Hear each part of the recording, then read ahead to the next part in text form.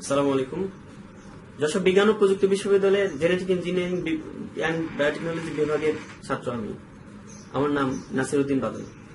সমস্ত ছাত্রছাত্রীদের প্রতি বলতে চাই, আজকে যশোর বিজ্ঞান ও প্রযুক্তি বিশ্ববিদ্যালয়ের ছাত্র হিসেবে আমার গর্বিত হওয়ার কথা। নিঃসন্দেহে আমি বিশ্ববিদ্যালয়ে পড়তে পেরে গর্বিত, কিন্তু যশোর বিজ্ঞান ও প্রযুক্তি বিশ্ববিদ্যালয়ে এখন যে অবস্থা, তার জন্য কি নিঃসন্দেহে আমার খুব কষ্ট লাগে। কিসের জন্য? সুষ্ঠু লেখাপড়ার পরিবেশ এখানে অনেকটাই অবরুদ্ধ। পদে পদে নির্যাতিত হচ্ছে আমরা। সমস্ত ছাত্রছাত্রীদেরকে বিভিন্ন ভয় পেরেশানির মাধ্যমে রাখা হচ্ছে সর্বদা। রিটেক থেকে শুরু করে বহিষ্কার এবং সবকিছুর ভেতরেই আমরা সবসময় যেন দিনাতিপাত করছি। কথা বলার সুযোগ নেই। আমরা আমাদের কথাগুলো প্রকাশ করতে পারি না কোথাও। মিডিয়া থেকে শুরু করে সমস্ত প্রশাসন আজকে এক উপর মহলের নির্দেশে ছাত্রছাত্রীদেরকে লাঞ্ছিত এবং শিক্ষকদেরকে অপদস্থ অপমান করে যাচ্ছে দিনের পর দিন। এই অন্যায়ের কি কোনো শেষ নাই? এই অন্যায় কি কখনো শেষ হবে না? নিঃসন্দেহে আজকে আমরা ছাত্র হিসেবে এই বিষয়ের উত্তর জানতে চাই। প্রশাসন কি কখনোই সজাগ হবে না এর প্রতি?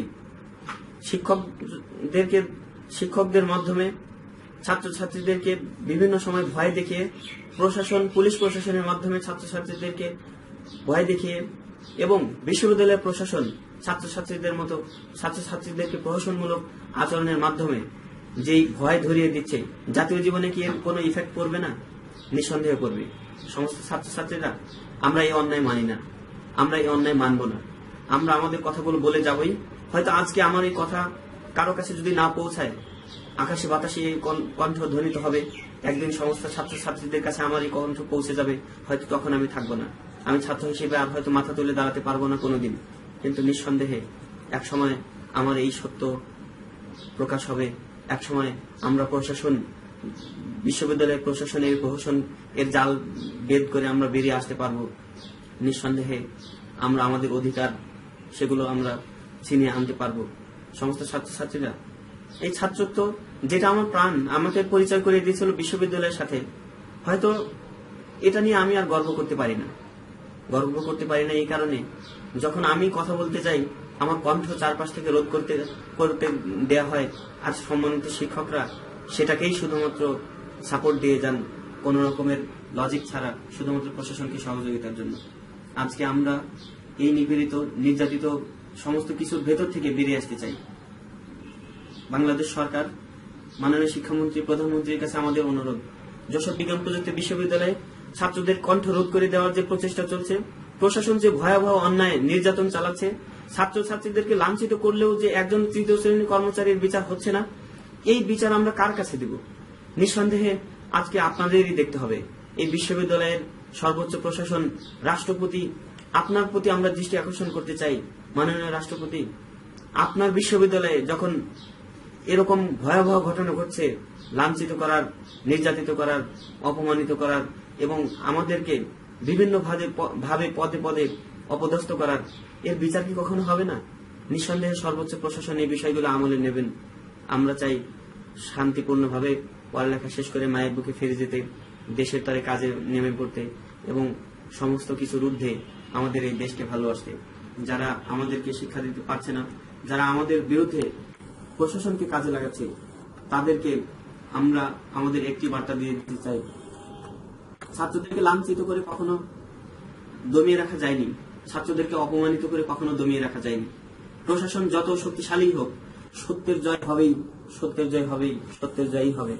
এক সময় আমরা হয়তো থাকবো না, কিন্তু সমস্ত ছাত্রছাত্রী তোমাদের এই ভবিষ্যতের জন্যই যতটুকু কর্ম প্রচেষ্টা যারা কাজ করে যাচ্ছে, তাদের সাথে কি কণ্ঠ মেলানো যায় না? নিঃসন্দেহে সেই সময় এসেছে। আর যদি সেই সময় না হয়, যশোরের সামনের দিনগুলো, প্রযুক্তি বিশ্ববিদ্যালয়ের দিনগুলো কতটুকু ভয়াবহ, কতটুকু শিক্ষার উপযোগী, সেটা জাতির কাছে আজকে প্রশ্ন। আমরা এই ধূম্রজাল ধোঁয়াশা থেকে এবং এই বিশ্ববিদ্যালয়ের কালিমা থেকে বেরিয়ে আসতে চাই। কর্মচারীদের যারা লাঞ্ছিত নয়, প্রশাসনের প্রহসন নয় এবং সরাসরি উপাচার্য মহোদয়ের সন্ত্রাসী লালনেরকে আমরা প্রশ্রয় দেব না। আমরা এর বিরুদ্ধে কথা বলা শুরু করেছি, আমরা এর বিরুদ্ধে কথা বলবই।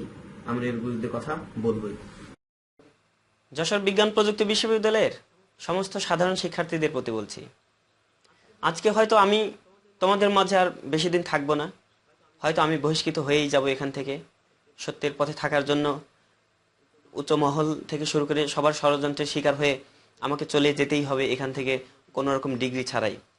কিন্তু আমরা কি রেখে যাচ্ছি অনাগত ছাত্রদের জন্য, যেখানে ছাত্রীদেরকে লাঞ্ছিত করা হচ্ছে অথচ আমরা কোনো কথা বলতে পারছি না, শিক্ষকদেরকে লাঞ্ছিত করা হচ্ছে, কোথাও কোনো কথা বলতে পারছি না। আমরা কি আসলেই কোনো সমাজে কাজে লাগবো আমরা যদি এখন থেকে আমাদের কথাগুলো বলতে না পারি? নিঃসন্দেহে না। ছাত্র ভাইদের প্রতি অনুরোধ, হয়তো ছাত্রত্বই আমার প্রাণ, এই ছাত্রত্বই আমার এখানে আমার পরিচয়, ছাত্রত্বই আমাকে যশোরের মানুষের কাছে পরিচয় করে দিয়েছে। যখন এই ছাত্রত্ব থাকবে না, তখন নিঃসন্দেহে আমার কথাও কেউ মনে রাখবে না। কিন্তু একটি বিষয় কি সবাই ভুলে যেতে পারবে? অবশ্যই ভুলে যাওয়া উচিত নয়। যেই সত্য নিয়ে আমরা কথা বলছিলাম, যেই নারী লাঞ্ছিত হয়, যে ছাত্রী লাঞ্ছিতর বিপরীতে আমরা কাজ করছিলাম, সেটি নিঃসন্দেহে হারিয়ে যাবে না। আপামর জনসাধারণ, আজকে আমার বুকের উপর দিয়ে, আমার রক্তের উপর দিয়ে যদি ছাত্রদের কোনো উপকার হয়, কোনো কথা কাজে আসে, বিশ্ববিদ্যালয়ের এতটুকু কাজে লাগে, সেটাই আমার জীবনের সার্থকতা, এটাই হলো আমার জীবনের প্রাপ্তি। অন্যায়ের কখনো আপোষ করিনি, এই আর অন্যায়ের আপোষ না করার ফলে যদি আমার ছাত্রত্ব চলে যায়, আমি হাসতে হাসতে আমি চলে যাব যশোর থেকে, সবার চোখের সামনে দিয়ে। আমার একটুকু কষ্ট লাগবে না, পিছনে ফিরে তাকাতে ইচ্ছে করবে না। যশোরের বিজ্ঞান প্রযুক্তি বিশ্ববিদ্যালয়ের সমস্ত ছাত্র, আজকে বিবেকের তাড়নায় তোমাদের বলছি, সত্য বলার কি এখনো সময় হয়নি? এখনো কি জেগে ওঠার সময় হয়নি তোমাদের? এখনো কি তোমাদের বোনদেরকে লাঞ্ছিত করাই দেখতে হবে শুধু? এখনো কি শুধুমাত্র আমাদের নিজেদের ভালোর কথাই চিন্তা করব? রাষ্ট্রীয় কাজে আমরা কোনো কাজেই আসবো না? নিঃসন্দেহে আমাদের এখনই সময়। সমস্ত ছাত্রছাত্রী, আজকে একজন বাদল নয়, একজন সত্যভাষী হিসেবে আমি পরিচিত হতে চাই সবার মাঝে। আমি পেতে চাই তোমাদের কাছে সেইটুকু আশ্বাস, আমি চলে যাওয়ার পরেও যেন তোমরা এই সত্য কথাগুলো বলতে পারো। আমি চলে যাওয়ার পরেও যেন তোমরা এই সত্যের কণ্ঠকে কেউ রোধ না করে দিতে পারে, তার জন্য লড়ে যেতে পারো। সবাইকে সেই আহ্বান জানাচ্ছি, এবং সবসময় সত্যের পথে থাকার জন্য, অন্যায়, অবিচার এবং প্রশাসনের সব রকম প্রহসনের বিরুদ্ধে সবাইকে একত্রিত হয়ে কাঁধে কাঁধ মিলিয়ে কাজ করার জন্য সবাইকে অনুরোধ জানাচ্ছি, সবাইকে বিদায় জানাচ্ছি।